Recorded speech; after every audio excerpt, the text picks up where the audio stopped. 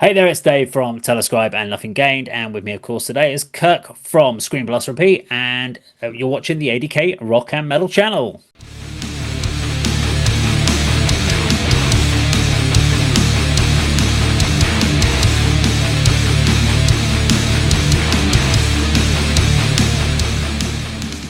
Okay, we're back doing another retrospective review of an album. We're going back to 1995 to check out Fear Factory and Demanufacture. I'm going to hand it over to Kurt to give us a little bit of a breakdown on this album. Released on 13th of June 1995, Demanufacture is the sophomore album from industrialised extreme metal band Fear Factory. It's fair to say this record was a landmark event in the 1990s, and it saw immediate critical and commercial success. Put simply, nobody sounded as heavy, precise, or even as dystopian as this in the metal world. Yet, Demanufacture didn't come out of nowhere.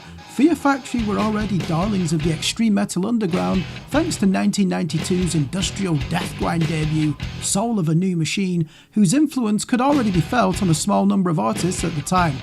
But Demanufacture trimmed the fat from the first LP, dialed up the crunch of the guitars, expanded the choruses into epic events, and perfected the double kick drum sound.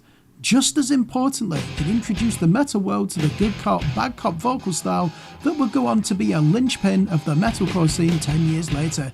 Even to this day, there is nobody that sounds like Burton C. Bell's ability to switch between muscular roaring and masterful choral projecting. Every metal publication on the planet praised Demanufacture upon release, and fans of heavy music loved it. Indeed, it sailed into the top 30 in the UK and Germany with no radio promotion and only a minor push from MTV for their iconic Replica video. Even those that disparaged metal and stereotyped it as a counterculture obsessed with Satan, dragons and warlocks had to admit that this was something different, a sci-fi dystopian vision of the future with bludgeoning guitars and extreme aggression. Like Machine Head and Sepultura, they helped the metal genre claw back some much needed credibility in mainstream alternative culture. Burton C. Bell even appeared 4 months after Demanufacture's release as the vocalist for the debut Geezer album by Black Sabbath legend Geezer Butler. Clearly, the metal world received a kick up the backside, and Fear Factory forced everyone to raise their game after this record hit the shelves, with the likes of Strapping Young Lad, Static X, and even Slipknot drawing on its precise ferocity for inspiration. But how does it sound 30 years later? Let's discuss. Okay, Kirk, I'm going to hand over to you. You lead the way on this. Over to you. Yeah, 1995, ahead of its time. Many people would call it groundbreaking. There are certainly some ideas on here that are groundbreaking. We're going to analyze it, and maybe we can use that as the conclusion for our verdict. Is it groundbreaking even now, or the impact at the time, does it warrant a high score? So I'm going to throw it over to you first, because I always like to hear your opinion. What are the two songs that stand out for you on this record? Only two. Yeah, exactly. Okay, we'll go for three on this. I think this is an album certainly that warrants three, doesn't it? Yeah, I mean, this was an interesting album, because I've had this album since when Replica, because that's how I got into the album. So Scuzz TV, I just remember late night, Scuzz TV, Replica came on, and when you just, that first bit was like, oh, it was like, what the fuck is this? Because it wasn't like anything else that was going on. Yes, we had new metal and stuff, kind of. Actually, probably, yeah, we would have had new metal. And Korn was doing its thing, but this was so precise. Yeah. It was so, yeah, we knew a little bit about industrial metal, so you could talk about, obviously, Nine Inch Nails and stuff like that, but that was very different. I was into Pitch Shifter, so yeah, I could go down that kind of route as well. But it was just so mechanical, this song, but so heavy. Yeah. So when Replica came in, and you've got to remember, like, when it goes in with the "There is no love," and you're just like, and that just reminds me of like the bit where you have Machine Head, "Let freedom ring with a shotgun blast." Those two lines sum up the 90s metal scene of crowds. When you were at festivals, they were the bits that everyone knew. It didn't matter if you knew the band, you knew the song, you all screamed those two lines. So it's absolutely, it's a Replica you can guarantee was one of my songs. And normally I don't pick the single, yeah, but it's by far the commercial song on the album.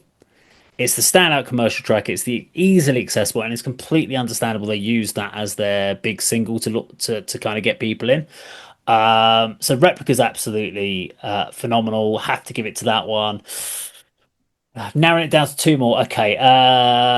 Self-biased resistor.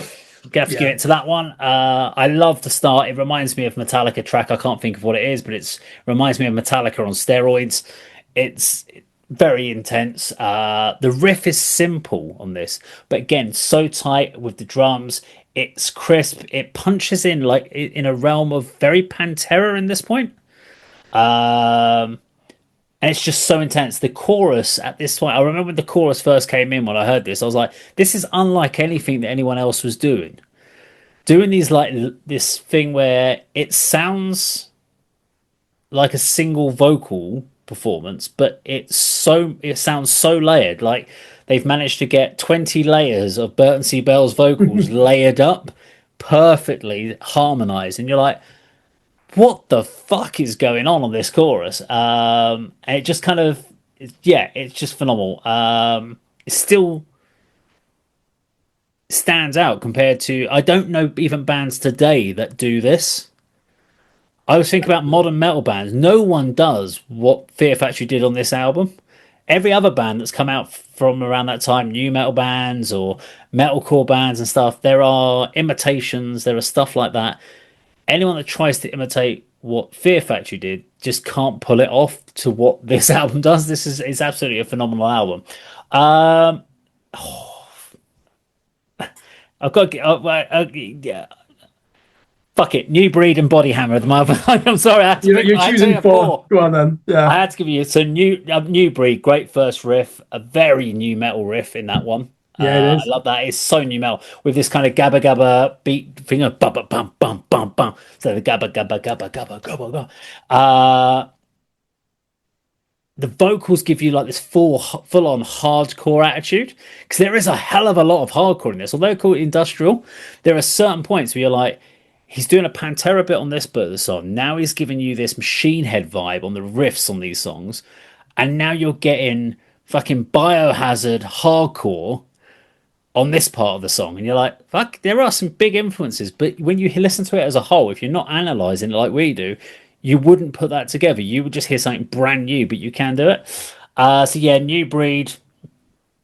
And as I said, Body Hammer is such a cool hardcore riff at the beginning. Um, it's just so fucking. When the drums kick in, there is no option. That would should be in the head bang challenges. Can you not bang your head because it's impossible? That song comes in, you're like, no, I'm going to have to head bang to this because it's Yeah. impossible. But the chorus completely catches you off guard on that song. You're like, the chorus kicks in, you're like, what? Is this even part of the same song? Yeah, I And agree. you almost I go, had that feeling. I don't know if I like this. And then it goes back to that riff, and you're like, fuck yeah, I love it. That riff's again. It's just cool. And again, you get that hardcore Biohazard wave that just comes back in, and it's just, yeah. Do you know what I loved about this one was the way they finished the song?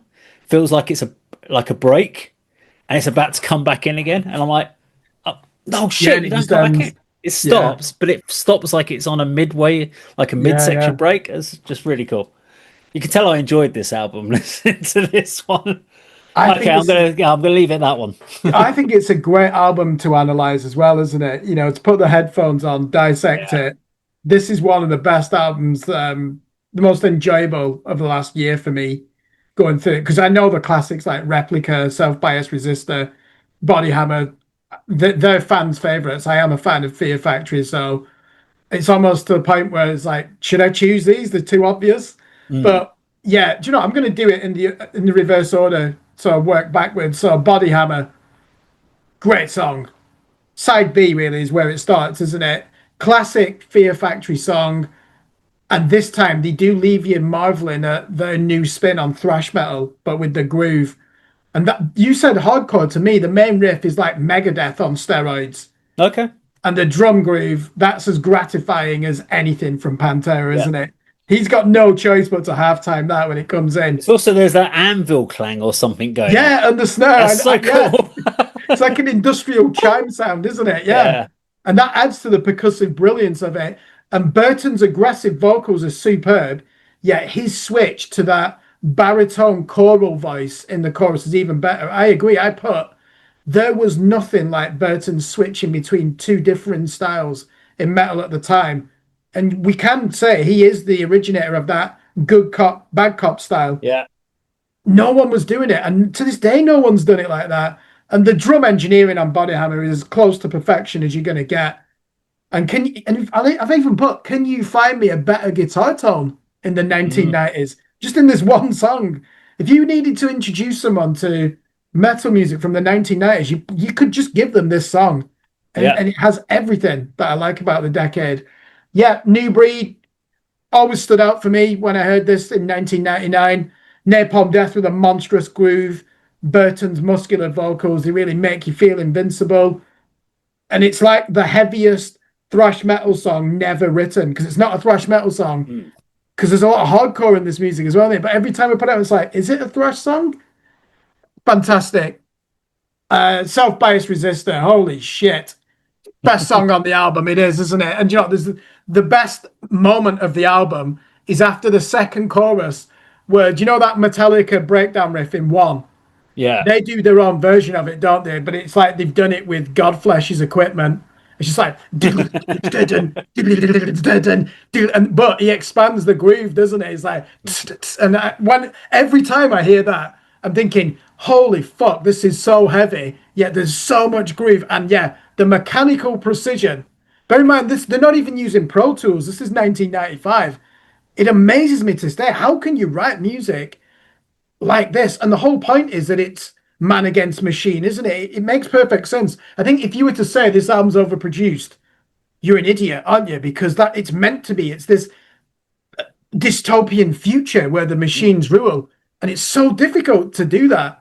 So yeah, absolutely love that song. And I also remember, you know, that band we like, Cage Fight, Yeah. with the French singer. She was discovered by James Monteith on YouTube doing this song and the chorus. Because you said, is it the same song almost? How he switches. Yeah. And she did that perfectly. If you just go and watch Rachel's cover of it, and again, it just shows you how good this song is. But I think we do need to repeat how fucking heavy is this music? It is so heavy. It's rare that you get something so precise, and it's constantly bludgeoning you, but you just want to play air guitar at the same time, don't you, as well? It's just, there's nothing like it. You're right. Perhaps I am going to have to mention it because there is another album that comes out in 1995 and no one understood it at the time. And it didn't get as much attention at the time. 15 years later, it's, you know, the most influential album in metal. Meshuggah, their album comes out in 1995, Destroy, Erase, Improve. And there's not much difference between this and Fear Factory. It's just that they use offbeats and jazz rhythms. You know, they've both got a similar guitar tone, heavy as fuck, hardcore vocals, and obviously the Meshuggah don't have the singing range, you know, that Fear Factory have. But what a song, yeah. So yeah, I agree. Self-Biased Resistor. I think is it one the case that it's almost too obvious when you were choosing that? Yeah, It was for me. It was like, self-biased it's just too resistor is good though. literally as I was doing it in song order, as soon as so I usually put like an asterisk Yeah, next to the songs, and if I put like one, two, one asterisk, then I'll put two if it's a really good one, and three if it's a definite. And this was the second song I listened to, and it already straight away had three asterisks. So I was yeah. I like, was well, that's like, this is definitely there. yeah, Something else will go in the rest, but the rest of them were like one asterisk is next to them. Then I had to just try and narrow it down, which yeah. is It's a difficult. phenomenal song. I mean, what are the? Can you pick out? We could probably come out more. What are the three high points of this album for you? I mean, we've pretty much covered most of it. So the technical precision of the band, that some of the riffs in there. I mean, there are some basic riffs in the stuff. There's some real like, which is the precision part, but it's boring as far as like guitar parts. But it works for the industrial element of the songs. Um, the switch in vocal styles is obviously stand out from Bertie Bell. Um, just general. I mean, even like there's nothing. It's weird. Like you go to Self Bias Resistor and it's like it's a 5 minute song. Doesn't feel like 5 minutes. Yeah, I agree, It and that's feels like what three and makes a it half minutes is done. special. I'm like, it doesn't. the pacing of the album is very good as well. I mean, unless you talk about the last song, but we'll get to the end song when we talk about that. But pacing on this album is actually really good. So, yeah, from the positives out of this album, there is lots that, but we've actually already talked about them in our actual review. So, yeah, Do you want to give us your low points before I yeah, go to Dog mine Day then? Sunrise. The Uh, cover. Yeah, I mean, see. I never knew it was a cover until we did this review, and I always felt listening to this that this just stood out like a sore thumb on the album. There was nothing wrong with it about how it was performed, but it never fitted in the rest of the album. I just was like listening to it going, okay, so it's a pace breaker for the album, but it's very drony. It's just repetitive. Long day, summer, long. Okay, just get to the point. I was like, okay, yeah, a bit boring. It's nothing much to it. And then I listened to the original, by Head of David, and it ain't that much different. So I was like, I'm guessing maybe they were doing it live before they did this album, and because they've done it live so many times, they wanted to put it on the album. Because if it's not for that reason, there is absolutely no reason to put this on the album. I mean, the album itself is what? So we're 11 tracks. It's 11 tracks long. You don't need a cover on the album unless there's a reason for doing it. And this Yeah. song doesn't fit with the rest of the songs on the album, in my opinion.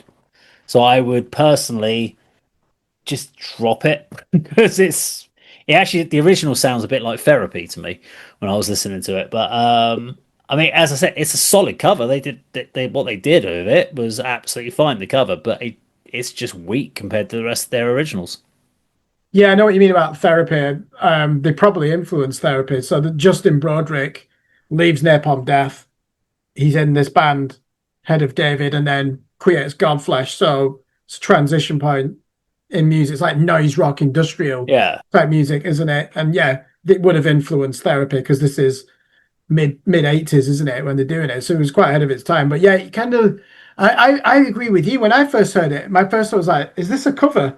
And I looked in the CD book, I was like, oh, it is. hmm. It doesn't need breaking up the album at that point, does it? So I yeah, mean, it's just keep it as a they're not the B-side. band that's gonna drop a power ballad, are they? No, Well, exactly. we by track four on the album, like you by the time you got to New Breed, you're like, we're not going to get any respite on this album. It's Yeah. going to be intense. It's going to be different varieties of intense, but you're not going to get any real respite. So I don't understand the reason of whacking that in there. I'm going to give you a comparison or an analogy. Three high points of the album. Preparing for this, I actually listened to Soul of a New Machine, Yeah, which is what, 18 tracks? Grindcore, death metal, extreme metal. There is still got that precision, brutality. Really strong album, and probably the heaviest album to come out of America in 1992. So they're already the darlings of underground extreme metal before this record, but they've made the leap from Kill 'Em All to the Black Album, mm. going from Soul of a New Machine to this. It is Yeah, such a leap forward. And that first album is so good. If you're a metal fan, I fucking enjoyed it so much. But this is just a new level, isn't it? The rhythmic attack of the guitar and double kick pedal is stupendous in its brutality and adrenaline inducing effect. And I also wrote down, like you, Burton's switch from hardcore brawler to choral master in the chorus rituals is still unique to this day. I'm basically just repeating what you've said, what I've yeah, written down. We converge on that point. we do. Yeah, And and track three, I do like the aggressive shout along verses and choruses as well. I am a criminal. Simple, but it just gets you going, doesn't it? yeah, And how he gets himself heard over Dino's ultra sharp riffing and Raymond's precision engineered drums is a pure triumph. Weaknesses of the album, I think I agree that it doesn't feel like it's 55 minutes because it's so exciting, but they could have still chopped it to 9 tracks. Doesn't need to be 11 tracks. Dog Day Sunrise obviously is the one we know you would cut. yeah. And we've deliberately not talked about it because we wanted to leave it until now. Thoughts on the opening song, the title track, Demanufacture? Uh, so yeah, it's the thing is, it's a really it is a strong track, but it's not as. Do you know what? I actually think it's a good starting track for the album.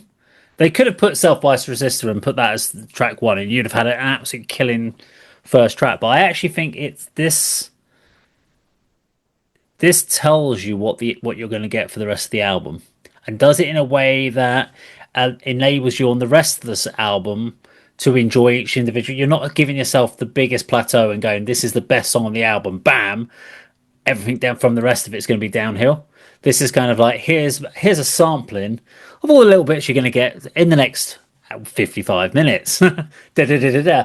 So it's a great statement of intent. The samples add to the build up of tension in the album or in this particular track. Um, when it does kick in, what I did notice was this is the first time I was thinking about this on this song, which I didn't really think about on the rest though. Was the bass doesn't sound on Fear Factory? The bass doesn't sound like you would hear a bass in a normal metal band. There is bass there, but it's so interlocked with what the guitar's doing, and the guitar doesn't sound like your standardized metal guitar as well. So this mechanical industrial sound they've created is so fucking heavy, but the bass just doesn't sound like a big rumbling bass, but you know there is weight there. And I Yeah. think because of the fact that you're detuned, because this was, I think we talked about it before when we picked this album. This was the first album where he moved to a seven string. Because I I think don't know. I think he's still right. or was We're that on probably going to be obsolete? corrected. Yeah, he definitely adopted the seven string on obsolete. I'm making a guess. Is he playing in drop B here? Probably, yeah. So I should you've have got done the so much research on low that. end on this on the Yeah. guitars, you have to.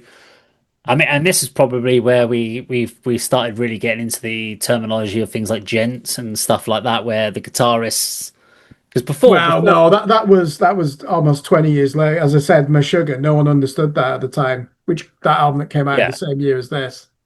but that's where the technique of people sort of like working out where how do you get onto gent? Because I remember people talking about that in like in the early 2000s, and I'm like, I have Yeah. no idea what the fuck you're on about. Yeah, exactly. That's when Because yeah. but this low tuning and learning how to really like precise playing, because everything other than that was people thought you'd do it in drop D was the heaviest you could ever go, and suddenly there's these bands like I Fear know, Factory and yeah. stuff and Corn and doing this thing, and Corn were doing it more in Drop A a because they're very using the different seven sort of string. style. But yeah, Fear Yeah, Factory was this is B phenomenal. standard tuning. Sorry, I did just check that. Yeah, you Okay, can tell. Like Carcass. Carcass were okay.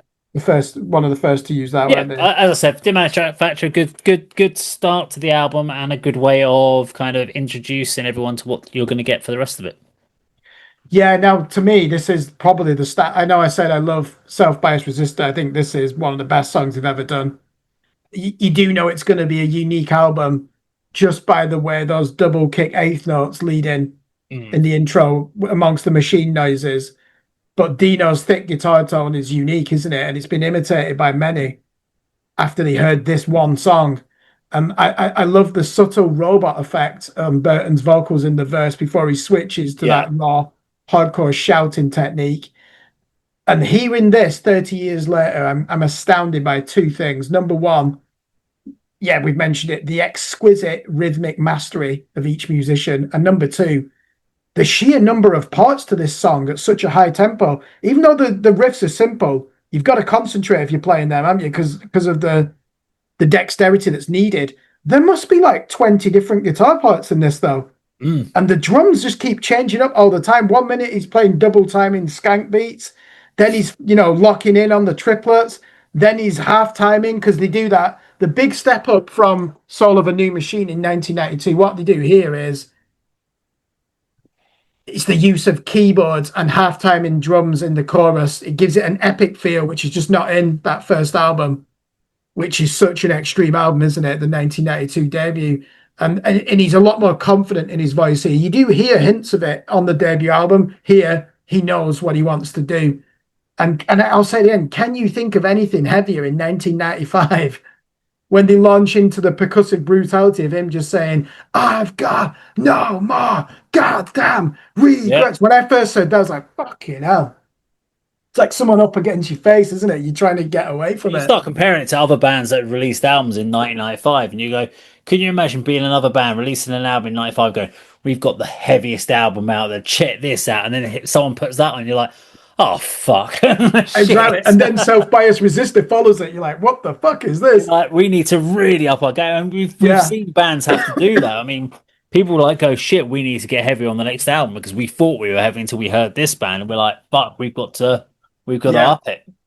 this really does raise the bar, doesn't it? Yeah, the 1992 one, as I said there, probably the heaviest album of that year, certainly coming out of America. So they were the darlings of the underground, and Terrorizer magazine readers in 1992, and even vote no, even in 1990, yeah, 93, they voted them, best new band. So they were already on people's radars, and Kerrang obviously loved this album, and it got in the charts, as I say in the video, which is phenomenal. Fucking got to be the heaviest album of the 90s to make the top 40 UK album charts, isn't it? I mean, heavy metal was not popular in No. 1995. It was looked down upon, and thanks to Machine Head and Sepultura and Fear Factory and this golden era of Roadrunner Records, they were keeping it alive. But groundbreaking records. But yeah, to me, I just love that intro, that opening song. That really does get the blood racing, doesn't it? So the next thing we like to talk about is the thoughts on the closing song. 9 minutes and 43 seconds, the therapy for pain. Ooh. Does this stop it getting a 10 out of 10? I think is the question here, isn't it? Yeah, it does, in my opinion. I don't get it. I honestly don't get where the thought process came to put this on the album. When you've had the intensity, unless they just went, we want to put something long, slow, and boring on for the last part of the album, because it was just like industrial Black Sabbath. Yeah, When you don't know what Black Sabbath really, what you because Black Sabbath has groove, has soul to it. This was just like, we're gonna be doomy, but we're not a doom band. But we're gonna do an industrial version of what we think a doom song should sound like. And all integrity of the album. I mean, especially you come after Piss Christ and you go and put that on, and you're like, yeah. I don't get it. I literally finished listening to it again today, and I was like, what was the point of putting that on the album? You could have put any single other song on the album. You could have dropped Dog Day Sunrise at the end of the album as a sort of a It would have teaser been better type than thing, this, wouldn't and it? I would have enjoyed it. I was so fucked off when I heard this. I was just waiting for it to change up. I was like, any minute, it's 9 minutes 43. What it's going to be is like 3 or 4 minutes of this doomy thing, and then it's just going to go intense, and it's going to be like a phenomenal, like 2 part, 3 part song. And I was like, you're just going to go to the end, aren't you? You're going to just lose my will to live. And just, I'm like, no. I was so bored of this song. It really fucked me off, to be quite honest. Yeah, I find every time I try to listen to this, I'm always sighing after 2 minutes, thinking, why have they done this? Yeah, it's apocalyptic industrial doom metal.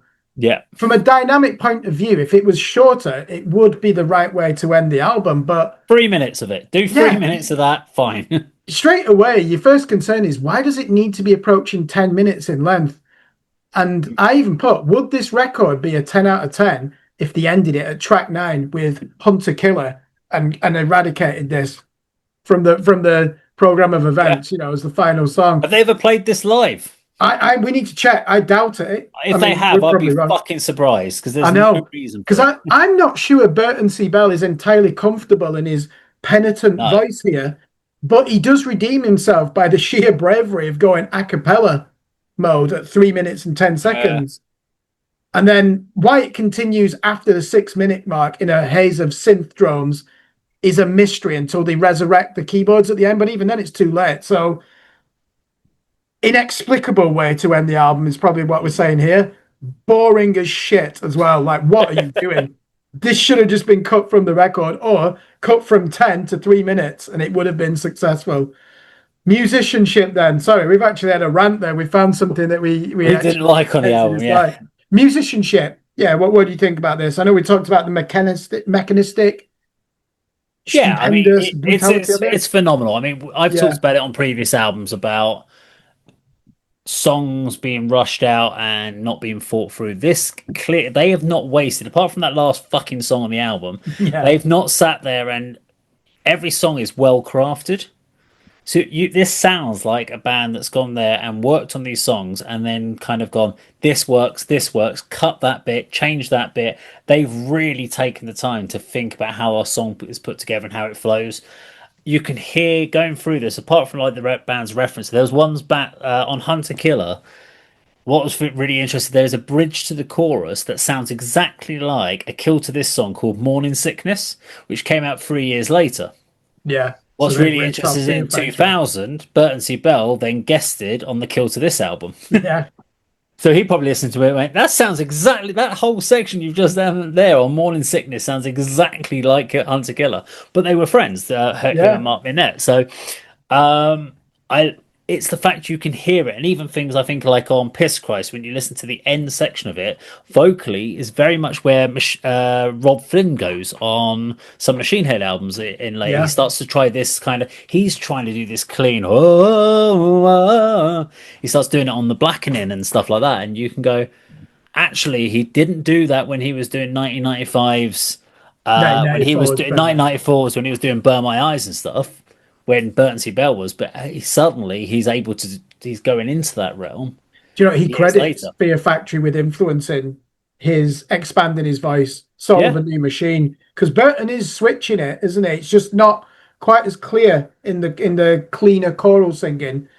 But yeah, when you listen to that, yeah, Rob Flynn says, yeah, that when I heard that, that gave him the idea.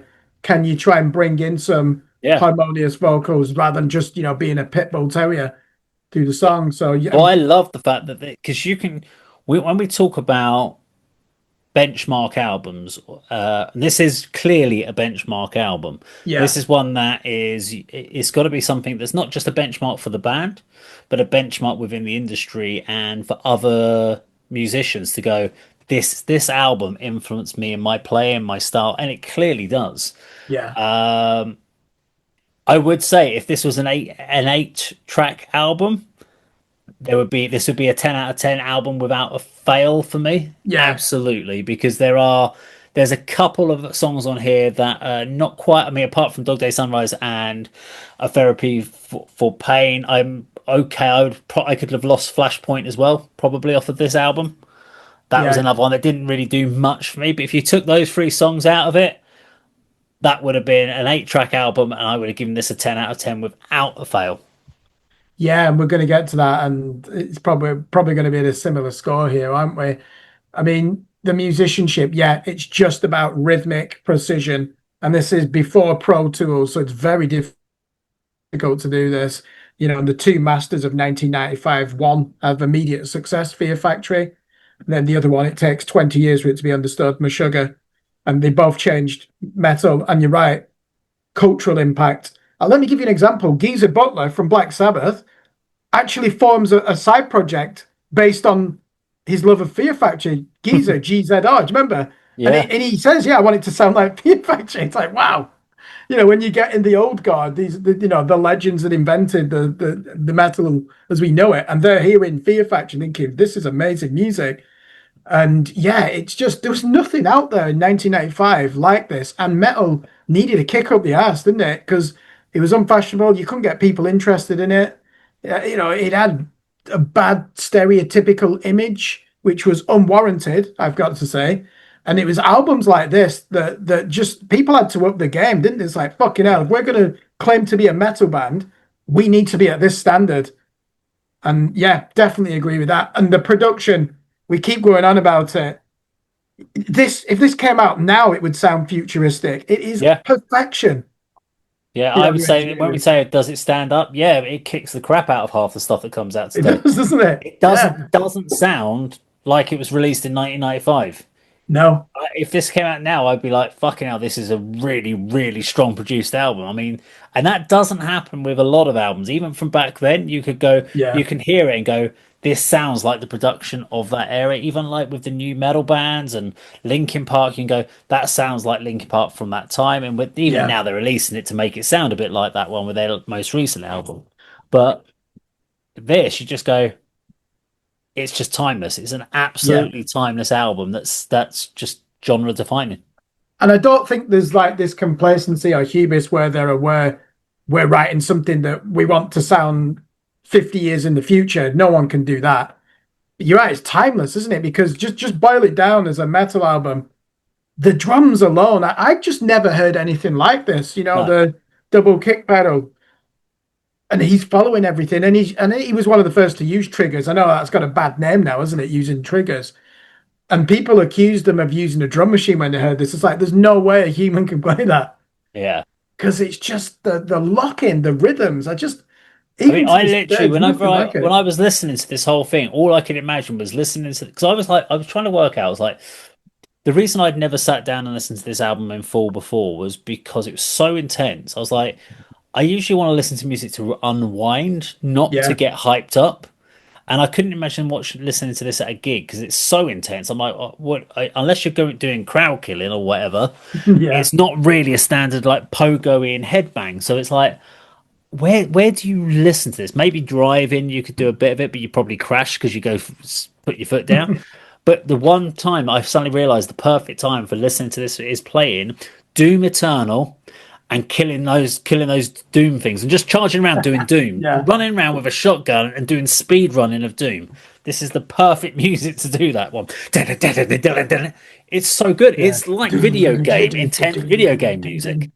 And that's I swear to God, there must be people out there that have done speed running on these games to this Yeah. because it is very much like if you actually listen to some of the Doom music now, it's almost written like this sort of stuff. So it's Yeah.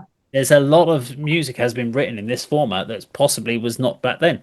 And a lot of the gent bands like the Doom, is it Mick Gordon? What's he called? Sorry, the I can't composer of remember the the guy that Doom. does it, but he's Yeah, done some because phenomenal music. he's done a lot of collaboration with some of the gent bands like Monuments.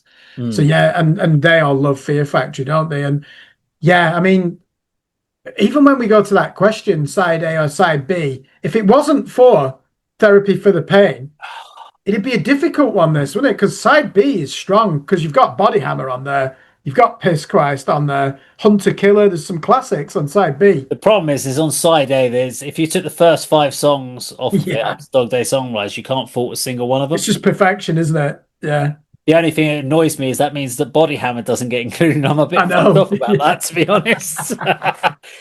I'll change Body Hammer for Zero Signal then. I'll do a trade. Yeah, I mean, side A, it's like when you listen to Ride the Lightning, it's just perfection, isn't it? Yeah. For the first four in that in the Metallica case. But yeah, I agree with you, side A. But if if that closing track was 3 minutes, a therapy for pain, there's a case for side B. Yeah. So I think people are going to know the answer to this, but we still got to justify why we're gushing with praise for this album, which came out 30 years ago. Has the album stood the test of time? If so, why? And what's your verdict out of 10? So of course it's yes, from a production point of view, from a genre defining, for the fact that it's used as a reference by so many bands for an influence, yet no one else sounds like them now. Yeah, I agree. That's it. I mean, because you could turn around and go, Killswitch Engage are phenomenal, and they released an amazing album, and My Last Serenade's amazing, yada yada yada yada, and My Curse, etc. Great, they are phenomenal. But there is a fuckload of metalcore bands that do the same thing as what Imitate them. Yeah, imitate them. So may not be as good, some might be as good, but they do the same. No one's doing Fear Factory. You see all these bands, we get inundated with requests for bands. You see them pop up on everyone's posting their videos and so forth. Look at all the bands. They're either they sound like they're either deathcore bands or something like that. They sounded like Slaughter to Prevail. They yeah. sound like Napalm Death. The thrash bands are all sort of standing like Trivium-esque in that sort of stuff nowadays. Or they're going back to classic metal styles or anything like that, or they're doing metalcore combinations with clean vocals over the choruses, yada yada. But Which we their clean hate. vocals are the classic ones. No one's doing Fear Factory now, but they all reference Fear Factory as a massive influence on their bands, and I'm like, because no one can do Fear Factory. Yeah, it's It's not, is it? such a precise thing that they did that people just go, I don't know how they got the way the sound because no one can quite nail that live No. apart from Fear Factory, and I think that's why this album stands up and yeah, is a perfection album. Yeah, it's a remarkable record, a classic of 1990s metal and beyond. If this came out now, it would grab my interest straight away. On a Mm. production, the riffs, there's so many of them and they're so simple, but you need to concentrate. If you're Dino playing those, which he clearly does, not easy. You know, people just think, oh, a lot of open B string chugging. Okay, you don't get flamboyant pinch harmonics. There's no soloing. I think the exceptional thing about this record is there's hardly any there's hardly any mid or high register frequencies. And Yeah. it's not boring at all, is it? And it doesn't feel like an album that's 55 minutes. It manages to engage me all the way through because it's so lively. Mm. It's, you know, like when you listen to a death metal record, first three songs, you're like, oh, this is amazing. 10 songs, you get to 10 songs, you're like, I'm bored shitless. It just cannot happen with this album. It's so in your face. So good. And Yeah. then you've got your keyboards in there and your synth drones. And you think that if you didn't know this band, you'd think that they had three different singers as well, wouldn't you? There's so many extraordinary events in this record, and it is so fucking heavy Well, and precise. like have your scale of like one direction, another direction, and in the middle is perfection. Yeah, So you've got Soul of a New Machine at one such end a of the good extreme. album. You've got Demanufacture right in the middle there of perfection, and then you've got Obsolete because Obsolete goes too far in the opposite direction. And when you get things like like Edge Crusher, and you're like, Edge Yeah, Crusher is a good song, but you're like, it's very commercial. yeah. You've got It's weird got little scratchy decks in it. samples in it, Yeah, and then scratching cymbals. you're like, okay. And then when you compare Obsolete to this, you're like, Obsolete was a good album, but Good this, album. if they'd gone from Soul of a New Machine to Obsolete, you'd be like, that's a huge jump in, Yeah, and actually, it doesn't work. You need this to bridge the two, but this is where they absolutely got it perfect. and they took the time with it, as you said. 1992 debut album in the industry, and certainly in metal, you want to be getting your second album out within 12 months. They haven't got 3 years here because they know that they've got something special. I know there's instability and they eventually get Christian Older Volbers in on bass, don't they? Yeah. But yeah, it's to me this just you could even say it saved metal as a mainstream pop cultural concern. Machine Head, Burn My Eyes, Korn's first album, Sepultura, Chaos AD, and Roots. This, you look at what's coming out at the time, these have saved the genre. It's still Well, taken this is seriously where because basically of, we were in saturation point of new metal going on at the moment. well, no, this is, I think saturation of new metals towards the end of the 90s. That's 1998 was when it really got into it, but you Yeah, still had. I mean, this has So we, influenced oh, new I metal. suppose maybe it was grunge was still quite. Yeah, exactly. Grunge is Yeah. still, the shadow of grunge is still there.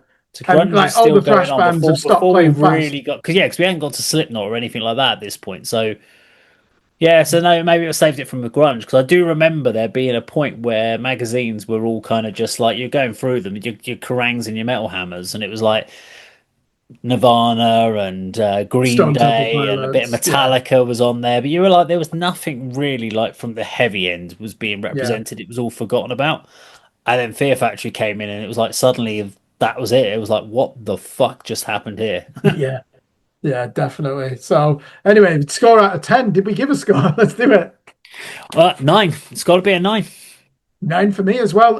It would have been a 10 if it was 9 tracks long and they absolutely do not need a song approaching 10 minutes and an If they industrial dropped doom that song. if they dropped a Therapy of Pain, I would have even given it a 10 out of 10 with Dog Day Sunrise in there. Yeah, I would have let it pass on that one, but I refused to give them that point for that fucking atrocious yeah. decision to include that song at the end of the And album. this is the highest scoring album we've had It so is. far in this We've never series. given a 10. We've never given it a 9, and definitely never given a 10. I think 7.5 is probably the highest Oh, we've ever given. yeah, we've never had a consensus that's gone above 8. I give Anthrax 10 out of 10 though, didn't I, for Spreading the Disease because it's an amazing I think I album. gave a 6 on it. Yeah, that's my point. But this, I've enjoyed it so much listening to It's it. so And much just fun. one more thing, when I was on the train on the way home last night for my Japanese lesson, I was knackered. Put this on, that got me going. Even on the train, it's like, fucking, I feel like I can bench press. I feel like I should do some push-ups. It's all fun. So there we go. 9 out of 10 for us for Demanufacture and Fear Factory. Let us know what you think in the comments down below. Thank you very much for watching, and we'll see you on the video sometime very soon. Take care.